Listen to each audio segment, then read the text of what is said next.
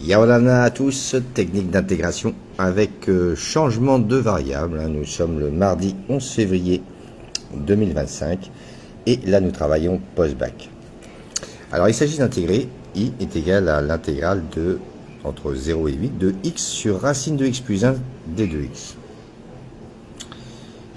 Alors ici, à les données, en fait, le changement de variable est donné, donc on va poser u est égal à racine de x plus 1, c'est-à-dire le dénominateur. Mais attention, nous sommes post-bac, c'est-à-dire les élèves doivent être suffisamment entraînés sur différentes sortes d'intégrales qu'on verra progressivement, les unes après les autres. On n'est plus au niveau terminal, on est post-bac. Et ça sera à eux-mêmes de prendre l'initiative de la trouver par eux-mêmes. Donc pourquoi en fait on va poser u est égal à racine de x plus 1, et bien on va le voir en fait lorsqu'on va ensuite changer de variable et on va revenir sur quelque chose qui est très facile à intégrer. Mais cela se demande un peu d'habitude. Alors, essayons d'exprimer la x. X on l'a ici, donc on va naturellement élever u au carré. U carré est égal à x plus 1. Et si on isole x, x est égal à plus 1, pas de l'autre côté du signe égal, donc x est égal à u carré moins 1. Donc maintenant, occupons-nous de notre dx, donc c'est d de x. On va dériver x par rapport à la variable u, donc d de x sur d de u est égal à dérivée de u carré, c'est 2u. Dérivée d'une constante, ça vaut 0.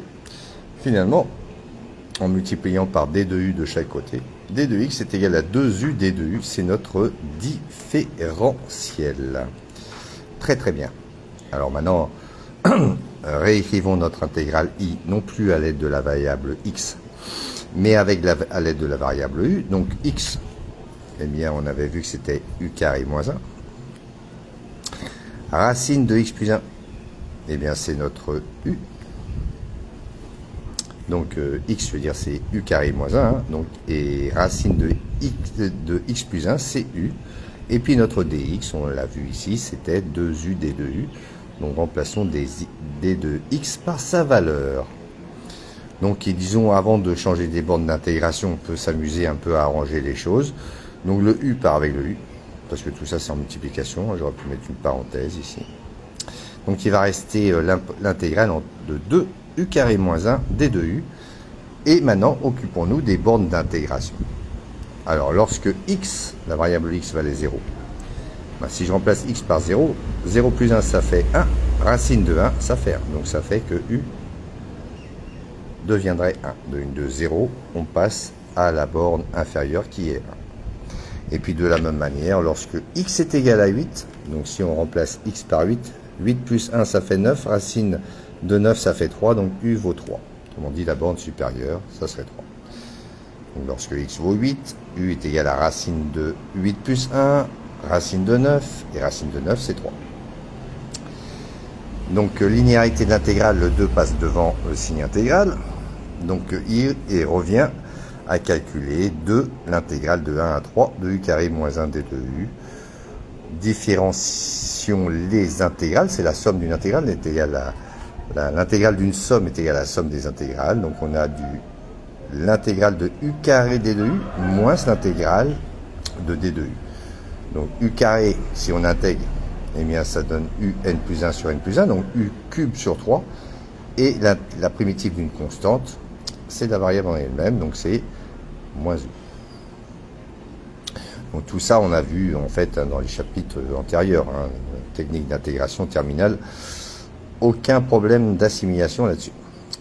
Donc, une fois qu'on a notre primitive de la borne supérieure moins primitive de la borne inférieure, le 2 étant resté en facteur, puisqu'il se trouve devant l'intégrale.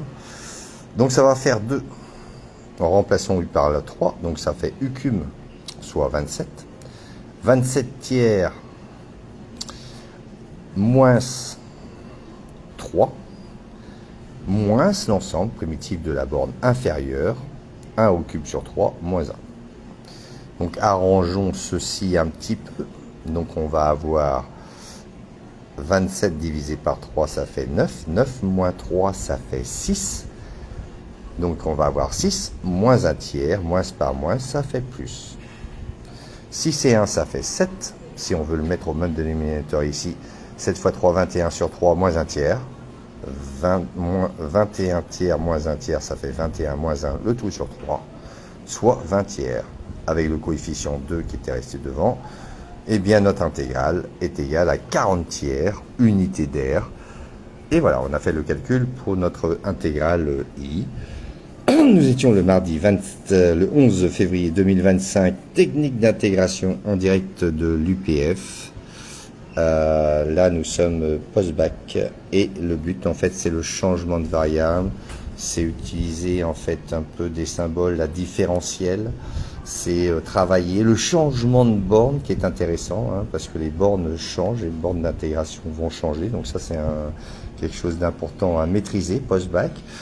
Et puis, disons, un peu des calculs qui doivent être en mesure de savoir faire sans se tromper, et c'est loin d'être le cas, hein, puisque souvent, eh bien, dans les neurones, c'est un peu grippé, pas pour tous, hein, il y a d'excellents élèves, et tant mieux, mais il y en a certains qui viennent notamment du lycée de Mouréa, lycée agricole, qui ont des gros problèmes de calcul, même dans les intégrales par partie, des changements de variables et autres. La régularité du travail n'est pas suffisante non plus. Enfin, plein de facteurs qui fait que il faut vraiment, en maths, il faut rester au contact. Donc je vous habitue de vous entraîner. Et puis on verra que les autres, disons, c'est une facilité extraordinaire à partir du moment où on connaît bien un peu les techniques de base. À bon entendeur, salut. Si vous avez aimé, vous likez. Et à très bientôt, je l'espère, pour de nouvelles aventures. Le coin des mathématiques, Franck Hurtebis sur le Fénois. Vous pouvez me joindre au 89 59 98 46. 89 59 98 46. Donc cours particulier en mathématiques, suivi individualisé et adapté à votre enfant, où on travaille sur tous les paramètres, aussi bien mémorisation à long terme, technique, maîtrise, gestion des calculs. On travaille sur le processus mental cognitif, et ça faisait partie des cours que je donnais à l'Institute of Teacher of Education au Vanuatu, à Port-Vila, et pour former des professeurs à des techniques pédagogiques, disons, efficaces. Nana, à bon entendeur, salut, à bientôt.